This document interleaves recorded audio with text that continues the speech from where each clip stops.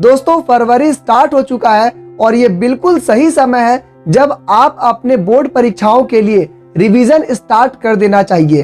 दोस्तों हो सकता है कि आपके कुछ चैप्टर्स या फिर कुछ टॉपिक्स अभी तक तैयार नहीं हुए हैं, लेकिन उस समय में भी आपको अपने रिवीजन स्टार्ट कर देना चाहिए, क्योंकि ये जो 3 महीने आपके पास बचे हैं, ये 3 महीने आपके लिए बहुत ज़्यादा क्रूशियल है। अगर आप इस 3 महीने को बहुत ही अच्छे से स्ट्रैटेजी वाइज तैयारी करते हैं तो आप बेशक बोर्ड एग्जामिनेशन में अच्छा स्कोर कर सकते हैं। दोस्तों बहुत लोगों का मानना है कि रिवीजन के लिए बस बुक उठा लिए, अपने नोट्स उठा लिए और पिछले जो भी टॉपिक्स आपने कंप्लीट किए हैं बस उसे पढ़ते रहना, इसे रिवीजन मानते हैं।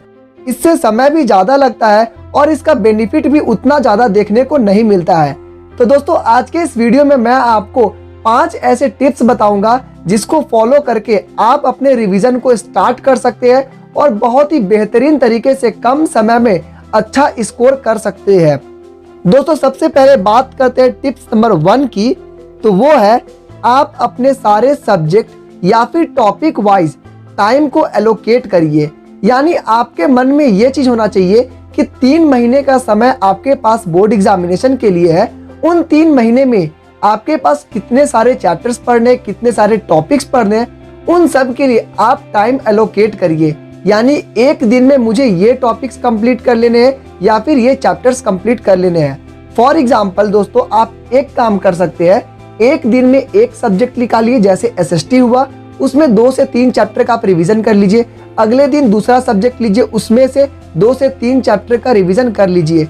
आप ऐसे भी कर सकते हैं, हर दिन 5 सब्जेक्ट का अलग अलग चैप्टर यानी एक एक चैप्टर सबका रिवीजन कर सकते हैं। इससे आपका स्ट्रेटेजी वाइज अच्छा रिवीजन हो सकता है और आपको इस चीज को हमेशा 3 महीने तक फॉलो करिए, तब बहुत ही अच्छा रिजल्ट देखने को मिलेगा। तो आपको समय एलोकेट करिए कि कितने समय में आपको कौन कौन से टॉपिक कवर कर लेने हैं।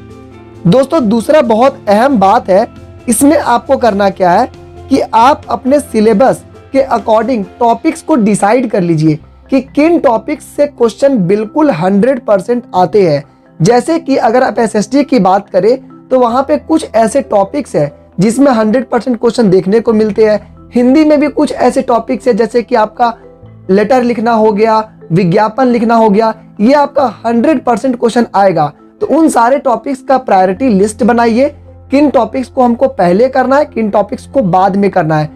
उस हिसाब से आप टाइम को एलोकेट करिए, उस हिसाब से अपनी तैयारी स्टार्ट करिए। तीसरी बात है दोस्तों, आपको सैंपल पेपर को लेकर के चलना है।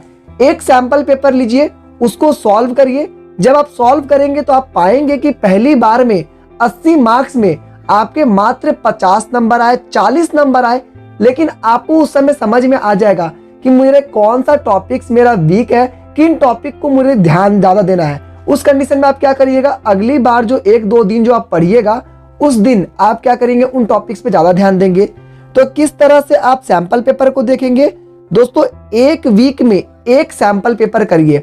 यानी संडे का दिन आप रख लीजिए, उन संडे के दिन पे आप एक सैंपल पेपर करिए, जो जो टॉपिक्स वीक है उसका एक लिस्ट बनाइए और मंडे टू सैटरडे उन टॉपिक्स को अच्छे से क्लियर कर लीजिए।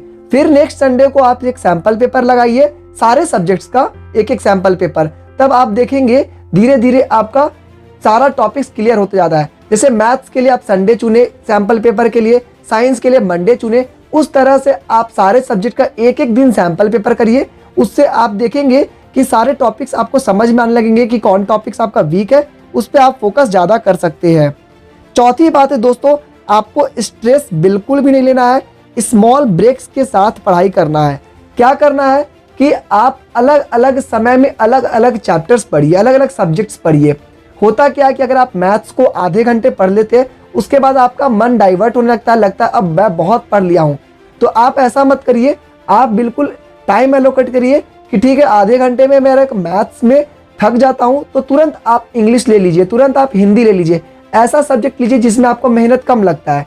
फिर जब दूसरे बार जो स्लॉट में पढ़ेंगे फिर आप हार्ड मेहनत वाला लीजिए। तो ऐसे अगर आप अल्टरनेट वे में चलेंगे तो आपका माइंड भी अच्छा वर्क करेगा और आप अच्छे से तैयारी कर सकते हैं। तो आप अलग अलग ब्रेक्स के साथ अलग अलग पार्ट बाय पार्ट पढ़े, बिल्कुल बहुत ही अच्छे तरीके से आप कर सकते हैं। पांचवी दोस्तों बात यह है कि आपको बिल्कुल मेडिटेशन करना है और रिलैक्स होकर के रहना है। बिल्कुल पैनिक होने की जरूरत नहीं है, दोस्तों से सलाह लेने की बिल्कुल जरूरत नहीं है कि उनका टॉपिक्स कितना क्लियर हुआ, उन्होंने कितने सारे चैप्टर्स कंप्लीट कर लिए। क्योंकि जब मैं बोर्ड दे रहा था तो मेरे साथ भी ऐसा होता था कि दोस्त लोग 8 बजे 9 बजे रात में फ़ोन करते थे और पूछते थे भाई तुम्हारा कितना चैप्टर्स कंप्लीट हो गया। मैं बोलूँगा मेरा 4, अगर उसने 5 कह दिया तो मेरे को टेंशन हो जाएगा कि उसने 5 किया, मेरा अभी तक 4 ही हुआ है। तो इस तरह से बातों में बिल्कुल डिस्कस मत करिए। आपकी स्ट्रैटेजी जो है वो आप डिसाइड करिए और आप खुद से पढ़े। जब आप सैंपल पेपर देंगे आपको खुद पता चल जाएगा कि आप किस पानी में है। तो आपको दोस्त लोग को, किसी भी रिश्तेदार को बताने की ज़रूरत नहीं कि आप इतना पढ़ लिए, इतना नहीं पढ़े, इतना छूटा हुआ है। वो कुछ नहीं कर सकते, वो आपको या तो मोटिवेट करेंगे या तो डीमोटिवेट करेंगे, और दोनों ही कंडीशन में आपका नुकसान होगा। आपको खुद से पढ़ना, खुद की मोटिवेशन रखनी है, इससे आप बहुत ही अच्छा स्कोर कर सकते हैं।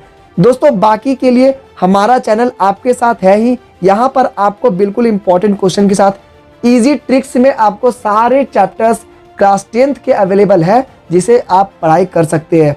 आज के इस वीडियो में दोस्तों इतना ही। अगर वीडियो पसंद आया होगा तो लाइक जरूर कर दीजिए और दोस्तों के साथ शेयर जरूर करें।